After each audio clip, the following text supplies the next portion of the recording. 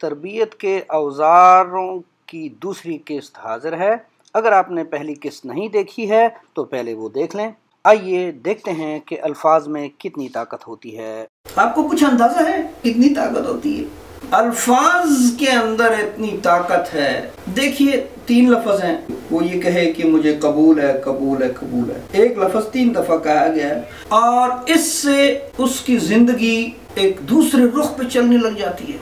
एक और इंसान के साथ उसके हर किस्म के ताल्लुकात जायज हो जाते हैं जो पहले उसके लिए हराम थे। अल्फाज है ना, मैं ताकत आपको बताना चाह रहा हूँ कि कोई अगर कहता है कि तलाक, तो जनाब अब क्या हो गया? वो बहुत सारी हलाल चीजें जो उसके लिए चली आ रही थी अब वो हराम हो गई हैं। कोई कलमा पढ़ता है कि ला इलाहा इल्लल्लाह, तो अब क्या हो गया? वो पहले नापाक था अब पाक हो गया। इस जुबान की चंद अल्फाज के अदा करने से क्या हो गया है? कैसे जादू हो गया? What happened? ताकत है ना अल्फाज में। इसी तरह आप किसी को गाली दे दीजिए, आप देखें कि वो अगला जो है वो कितना गुस्से में भर जाता है। ये अल्फाज उसके कान में पड़ नहीं थे कि उसके अंदर जो है वो ताकत का एक सैलाब उठ जाता है। क्यों? अल्फाज में ताकत है ना, मैं यही आपको बताना चाहता हूँ। लिहाजा अब अगर ये पता चल गया कि अल्फाज के अंदर बहुत ज्यादा पावर है, तो अब इस ताकत को सही इस्तेमाल कीजिए, इसका मुस्बत इस्तेमाल सीखिए अगर नहीं आता है तो, वरना आपको पता भी नहीं होगा कि आप इस ताकत के जरिए से क्या क्या रोनते चले जा रहे हैं। आपके एक जुमले और एक लफ्ज से दूसरे इंसान का बहुत कुछ बर्बाद हो सकता है, उसका दिल टूट सकता है, उसके दिमाग में दरारें पड़ सकती हैं, ताल्लुकात टूट सकते हैं, ताल्लुकात जुड़ सकते हैं, और इस तरह के वार और इस तरह के जख्म उसके दिल पर पड़ सकते हैं जो सारी जिंदगी उसका पीछा फिर नहीं छोड़ेंगे नजरिए। शायद आपके साथ भी ऐसा हुआ हो, किसी फर्द ने कुछ ऐसे अल्फाज आपके लिए इस्तेमाल किए हों, अक्सर आपको याद आते रहे कि उसने ऐसा क्यों कहा। मुझे अक्सर चलते फिरते हुए भी बहुत से वो अल्फाज जो मेरी अपनी माँ कहती थी वो याद आते हैं, और कई मौके पर तो मैं अपने आप से बातें करते हुए ये कहता हूँ कि माँ ये तूने क्यों कहा था, क्यों कहा था। अल्लाह ताला उनकी मग़फ़िरत करे। आपसे भी गुजारिश है कि उनके हक़ में दुआ करें। लेकिन मैं कहना ये चाहता हूँ कि देखिए कि किस कदर उसके असरात हैं कि इसको सालों गुजर गए हैं लेकिन वो अल्फाज कहीं जाते नहीं हैं। लिहाजा अल्फाज को इस्तेमाल करने में आपको बहुत ज़्यादा एहतियात करने की ज़रूरत है। इसी तरह अगर ये अल्फाज आप पॉजिटिवली और अच्छे तरीके से इस्तेमाल करें, इन अल्फाज के जो नताइज निकलते हैं वो भी इतने ही बड़े हैं, वो भी सारी उम्र इंसानों को याद रहते हैं, आपके बच्चों को याद रहेंगे। तो अल्फाज की इस ताकत को आप ज़रूर अपने जहन में रखिए। ज़रूरत इस बात की है कि हम कुछ और मज़ीद बातें भी समझ जाएं। पहली बात यह है कि अल्फाज के दरमियान फ़र्क को समझें। ये सिर्फ डिक्शनरी नहीं है कि डिक्शनरी में अल्फाज के जो माने लिखे हुए हैं बस वो हैं, ऐसा नहीं है। मैं आपको बताता हूं कि अल्फाज में क्या फ़र्क है। कुछ अल्फाज ऐसे हैं जो हौसला अफजाई करते हैं, तो हौसला अफजाई करने वाले अल्फाज, और इसके बिलमुकाबिल कुछ अल्फाज ऐसे हैं जिनसे हौसला शिकनी होती है। तो हौसला शिकनी करने वाले अल्फाज और हौसला अफजाई करने वाले अल्फाज के अंदर हमें फ़र्क करना होगा। मेरे प्यारे भाइयों और बहनों, इस बात की अशद ज़रूरत है कि हम इस बात को समझें कि अल्फाज कौन से हैं जो मददगार हैं तरबियत में, और कौन से अल्फाज हैं जो मददगार नहीं हैं बल्कि उल्टा नुकसानदेह हैं। हौसला अफजाई वाले अल्फाज को इस्तेमाल में लाना होगा, जबकि हौसला शिकने वाले अल्फाज से गुरेज करना होगा। इसी तरह कुछ अल्फाज ऐसे हैं जो बच्चों को ज़िद और तसादुम पर उकसाते हैं, और या फिर कुछ ऐसे अल्फाज हैं जो उनको ताउन पर आमादा करते हैं। मैं किसी बच्चे को देखता हूँ कहीं पर भी, किसी मार्केट में कहीं और पे, और वो बड़ी सख्त जिद कर रहा होता है अपने माँ बाप को, उसने बहुत परेशान किया हुआ होता है। मुझे फ़ौरन ज़हन में ये बात आती है कि इसकी माँ और इसके बाप ने कुछ ऐसे अल्फाज इसको कहे हैं कि उन अल्फाज ने इसको जिद पर इतना आमादा कर दिया है कि अब उसे किसी चीज़ की परवाह नहीं है। आप देख सकते हैं ये कुछ अल्फाज होते हैं जब हम बच्चों को वो कहते हैं वो हमारे साथ तसादुम पर और लड़ाई पे और ज़िद पे उतर आते हैं।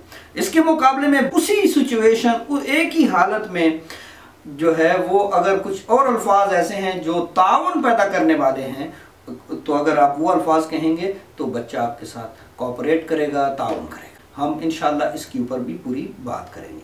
अच्छा, कुछ अल्फाज ऐसे हैं जो किसी बच्चे के लिए सोचना नामुमकिन बना देते हैं, बंद कर देता है उसका दिमाग, क्लोज, लेकिन हम कभी सोच समझ कर तो बोलते नहीं हैं। और या फिर कुछ ऐसे अल्फाज हैं जो बच्चों की तवज्जो को मरकूज कर देते हैं और उनकी सीखने की सलाहियत को बेदार कर देते हैं और उसमें उनकी मदद करते हैं। देखा नाजरीन आपने, बच्चा अगर कुछ सोच नहीं पा रहा है तो आपको सोचना यह है, अगर उस्ताद हैं या वालिदैन हैं, कि मैंने क्या ऐसा कहा है जिसने बच्चे के लिए एक दीवार बना, वो बन गए वो अल्फाज, अब उसे वो फैला नहीं सकता है, वो मजीद सोचना उसके लिए, वो सोचना बंद ही कर देता है, उसके सोचने की स्विच को ऑफ कर देते हैं वो अल्फाज। उनसे गुरेज कीजिए। और कुछ ऐसे अल्फाज हैं कि अगर वो आप इस्तेमाल करते हैं तो बच्चा और ज़्यादा फोकस्ड हो जाता है, अपनी तवज्जो लगा सकता है और फिर उसकी सोचने की सलाहियतें बेदार हो जाती हैं। कितना बड़ा फ़र्क है ज़मीन आसमान का। फिर वो भी अल्फाज हैं जो सीखने की फितरी ख्वाहिश को आज़ादी बख्शते हैं। नाज़रीन, ये अल्फाज आप ज़रूर बेज़रूर सीखें और इनको मद्देनज़र रखते हुए तरबियत में इस्तेमाल करते जाइए। यही तो वो क़ुव्वत गोयाई है जो रहमान ने हमें दी है, जिसके इस्तेमाल से आप अपने बच्चों की आला तर तरबियत कर सकते हैं। अल्फाज की बात मैं अगर बताऊं, आपके सामने अपना एक तजर्बा शेयर करूं। मैं जब स्कूल में पढ़ता था तो मेरे एक उस्ताद, वो जहाँ भी हूँ अल्लाह ताला उन्हें खुश रखे, उन्होंने मेरे लिए एक लफ्ज़ का इस्तेमाल किया था और उसने मुझ पर बहुत ज़्यादा असर डाला था। मैं अच्छा पढ़ने वाला था क्लास में, मैथ्स में 98% मार्क्स और इसी तरह दूसरे सब्जेक्ट्स में। एक दिन मैं, जब हमारी रिसेस ख़त्म हुई, ब्रेक टाइम ख़त्म हुआ, तो मैं दौड़ता हुआ क्लास में पहुंचा तो मैं 1 आध मिनट लेट हो चुका था और साइंस के सब्जेक्ट में पढ़ता था। तो जैसे ही मैं क्लास में दाखिल हुआ तो उस्ताद साहब ने, मैंने छोटी छोटी दाढ़ी रखी हुई थी, और मुझे बुलाया, ओए मौलवी, किधर गया था तू? और इस बात को अब कम से कम भी 35 साल हो चुके हैं नाज़रीन, लेकिन ये अल्फाज मुझसे नहीं भूलते। वो जिस अंदाज से उन्होंने मुझे मुखातिब किया था, वो क्लास ख़त्म हुई और मैं सीधा प्रिंसिपल साहब के पास गया। मैंने दरख्वास्त दी कि मैंने साइंस के सब्जेक्ट्स नहीं पढ़ने। अगर तो आप उस्ताद हैं या आप वालिदैन हैं, आप अपने अल्फाज को ऐसा इस्तेमाल करें जो किसी का दिल न तोड़ दें। अल्लाह ताला ने मुझ पर बड़ी मेहरबानी की है साइंस ना पढ़कर भी, लेकिन शायद कि मैं साइंस के सब्जेक्ट्स पढ़कर आगे कुछ मज़ीद कुछ तरक्की की राह तय कर चुका होता।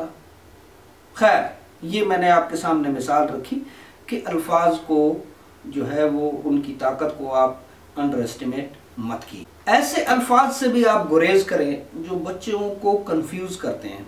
क्लियर कट अल्फाज इस्तेमाल करें, ऐसे अल्फाज इस्तेमाल करें जो जहन के लगे हुए तालों को भी खोल दे, बजाय इसके कि आप ऐसे अल्फाज इस्तेमाल करें कि जो खुले दिमाग जहन को भी ताला लगा दें। नहीं, आप ओपन द माइंड, और वो इसको खोलने का एक ही तरीका है जहानत को बढ़ाने का कि अल्फाज ऐसे इस्तेमाल किए जाएं कि उसके ताले खुल जाएं। तो अल्फाज का इंतखाब, इसमें कहने का मतलब ये है कि आप अक्लमंदी से कीजिए, जल्दी नहीं कीजिए, आप टाइम लें और सोच समझ कर बात करेंगे जितना, तो आपके अल्फाज जो हैं वो सोने और जवाहरात में तब्दील हो जाएंगे और बच्चे की ज़िंदगी में हमेशा हमेशा आपके अल्फाज उसके साथ रहेंगे। आप रहें या न रहें, आपके अल्फाज बच्चे के साथ चलते रहेंगे। नहीं चाहते आप कि वो आपको हमेशा अच्छाई में याद करे कि मेरी माँ ने ये कहा था, मुझे अल्लाह से माफ़ कर दे, मेरे वालिद ने मुझे ये कहा था, कितना अच्छा कहा था, अल्लाह उन पर अपनी रहमत नाज़िल। नहीं चाहते आप ये। इंशाअल्लाह अगली वीडियो में हम फिर हाजिर होंगे और हम आपको मज़ीद कुछ ऐसे टूल्स और ऐसे औज़ार बताएंगे कि अब इनको तो इस्तेमाल कोई नहीं करना है, इन पुराने टूलों को जो हम किए चले जा रहे हैं, तो अब क्या करें। तो अब क्या करें कि वो क्या टूल्स हैं जो मददगार हैं, ज़हनी सलाहियतों को खोलने वाले हैं, बच्चों को आप पढ़ने में आगे बढ़ाने वाले हैं। तो इंशाअल्लाह अगली वीडियो में इसके ऊपर बात होगी। अपना बहुत सारा ख्याल रखिएगा, अपने बच्चों का भी ख्याल रखें। खुदा हाफिज़।